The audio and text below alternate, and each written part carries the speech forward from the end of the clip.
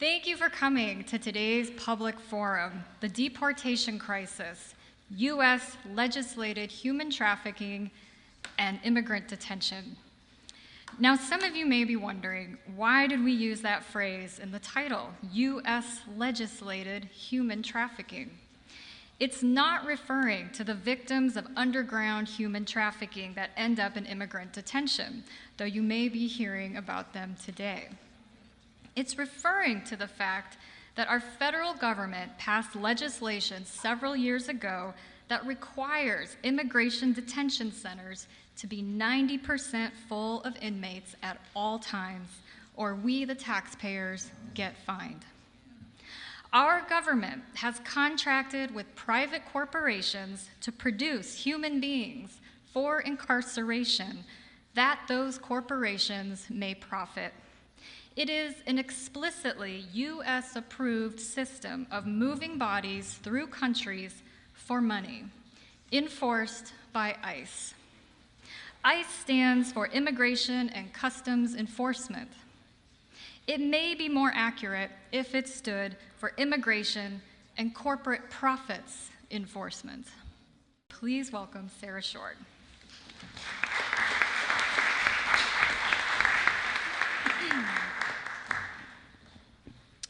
In a nearly empty cell, with white walls, a metal sink, and a high window covered with bars and perforated metal, practically all you have are your own thoughts.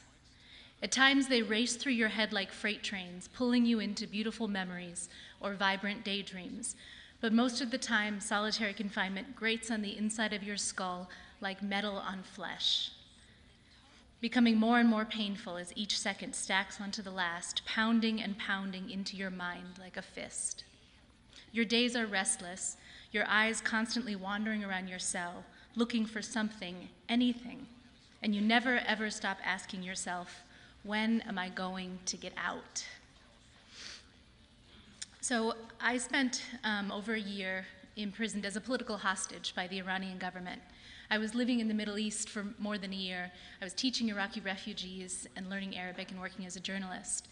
And I was in a peaceful part of northern Iraq where no American has ever been killed, not even American soldiers, when I hiked near an unmarked border between Iraqi Kurdistan and Iran.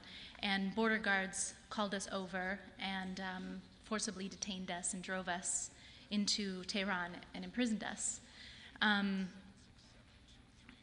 By far the most difficult part of my experience was the isolation. The early days of my detention, the early weeks and months even, were like a state of suspended terror, just trying to calm the thoughts in my mind, the fears that would cycle through and repeat and repeat. I used to do multiplication tables in my head. That was something I discovered early on to just calm myself, keep myself grounded. I'd spend 4 or 5 or 6 hours a day just doing multiplication tables over and over again. I would pace my cell. I felt like a wild animal, just pacing and wringing my hands. There was a small slot, the food slot in the cell door, and I would spend hours crouched by the slot just listening for any sounds from the outside to orient myself, to remind myself a cough or a footstep reminded me that I was still in the world of the living. After a few months, my mind really began to slip. I had terrible nightmares. I had no contact with the outside world, so I was constantly terrified of what was happening with my family, and I would think about my mother, without ever being able to have any, reassurance that she was okay. So I had really bad insomnia, and I had started to have hallucinations, and there was one point at which I really lost control. It was the closest to insanity I've ever come. It really felt like I was on the edge of going over a precipice that, as far as I knew, there was a point of no return. I was kind of crouched in the corner of my cell, rocking back and forth, and I heard screaming. And I just thought, whoever it is, I can't help them. There's nothing I can do. I just wish they would stop. I can't stand to hear it anymore. So I covered my ears, and the screaming just kept going and going. And a guard burst into my cell and started shaking me. And through her eyes, I could see myself, and I realized that it was me that had been screaming. There are people that say that with physical torture, you get to a place of defiance, where no matter how many times they hit you, it doesn't hurt anymore. You don't even feel it. But people in solitary confinement, you can keep them there forever, and there's no threshold. There's no time at which it stops hurting them. The last thing I just want to say is that that movements really matter. I think the thing that kept me going and that kept me sane the most is that I knew that I would never be forgotten. I knew that even if I was there for 5 years, 10 years, there would still be a campaign out there working on my behalf, because I was a high-profile prisoner and because there was a political edge to my case, and because I just knew my family and my friends would never give up. Even though they tried to isolate us completely, information would trickle in. There was one time when a woman came past my cell, and she lifted up her blindfold, because we were always blindfolded outside of our cells, and she said, "I saw your mom on BBC."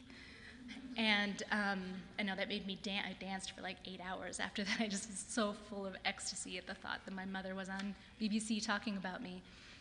Prisoners, when there's a movement outside, it finds its way in. There's no walls that are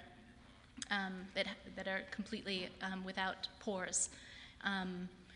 And that's what really keeps people inside alive. And as long as people inside are fighting, I believe we have an obligation and a responsibility to fight on the outside.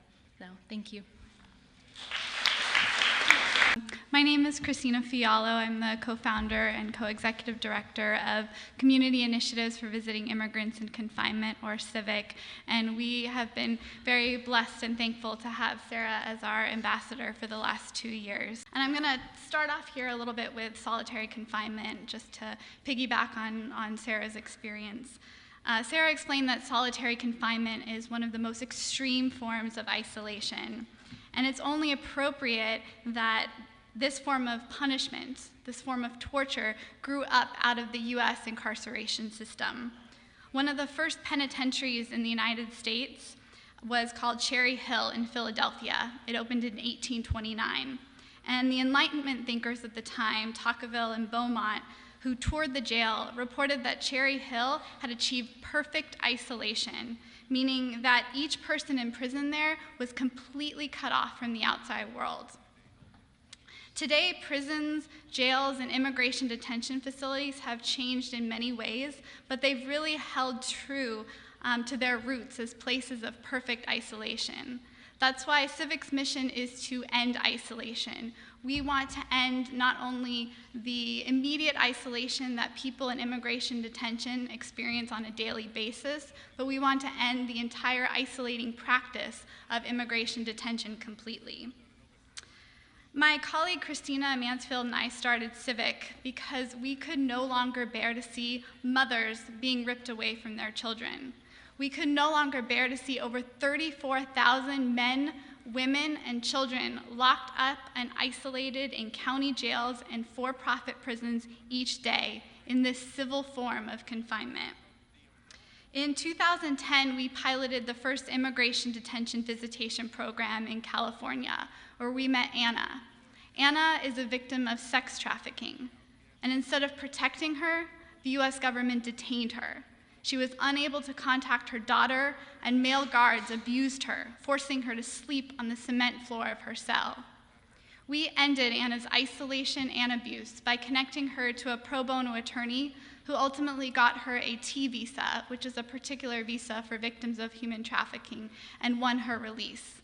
We connected her to a volunteer who visited her nearly every week for the 1.5 years that she was in immigration detention, and we connected her to her daughter on our pro bono hotline.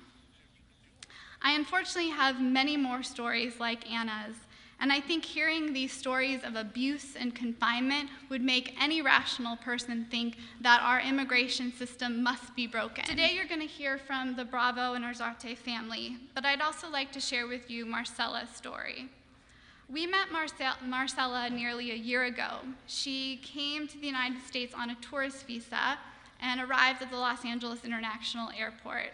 When she arrived, she was questioned, and she explained that she was afraid to return to her home country. And because of these laws that were passed in 1996, Marcella spent her first night in the United States in a county jail.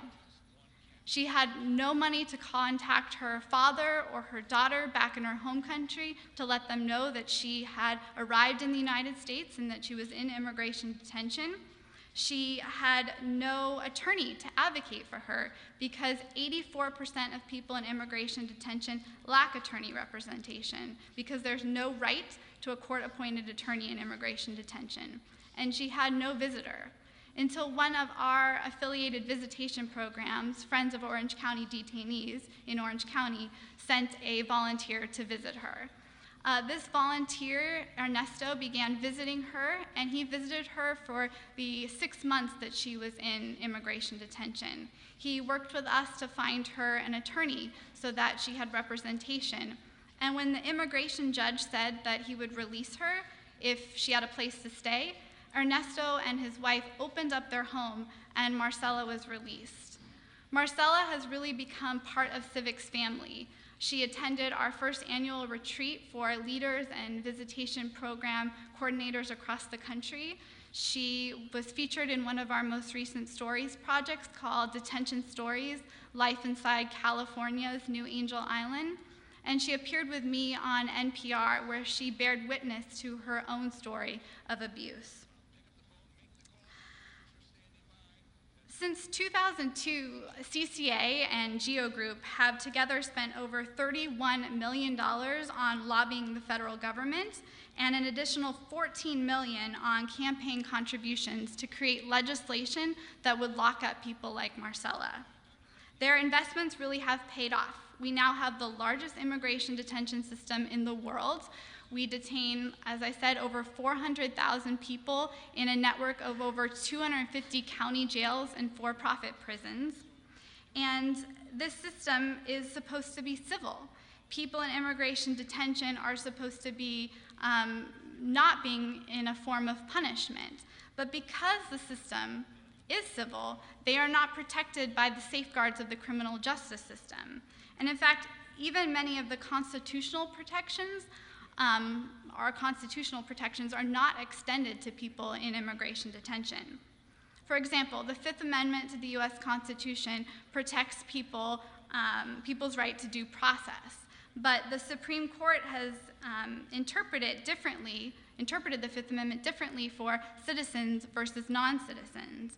In a famous case, Matthews v. Diaz, the Supreme Court explained that Congress regularly makes rules that would be unacceptable if applied to citizens. That explains why people in immigration detention have no right to a court-appointed attorney. They have no right to a free phone call. They have no right to be detained in the community that they get picked up. So if they're picked up here in Pasadena, they could be detained in Adelanto, which is in the Mojave Desert, in Orange County, or in Texas, or New York, or Arkansas.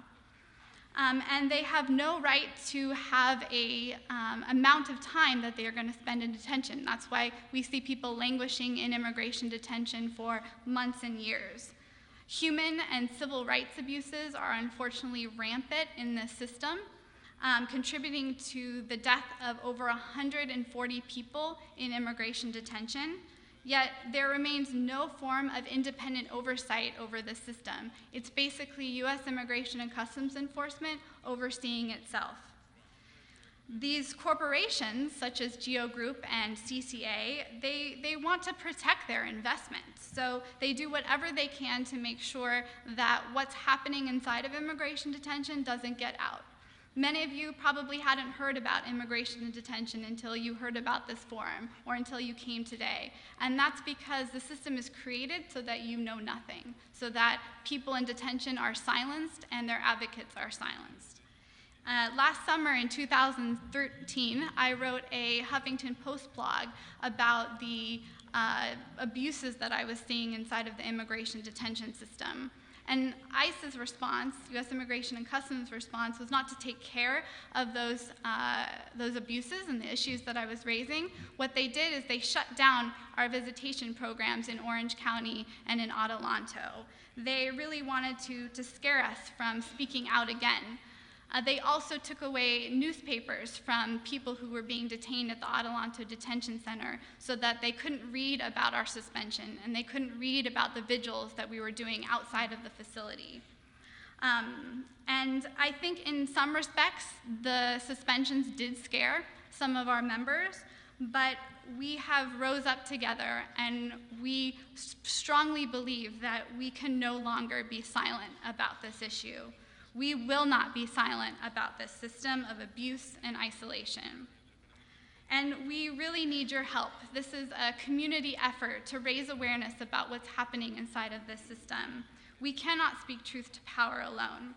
In a little while, we're going to be sending around a collection plate. All of the donations that come in today are going to go directly to people in immigration detention so that they can call their loved ones, so that they can buy food at the commissary, so that they can get out of detention if they're granted a bond. I want to end with a quote that I really love from Martin Luther King Jr. He said, "Our lives begin to end the day we become silent about things that matter. Let us not be silent."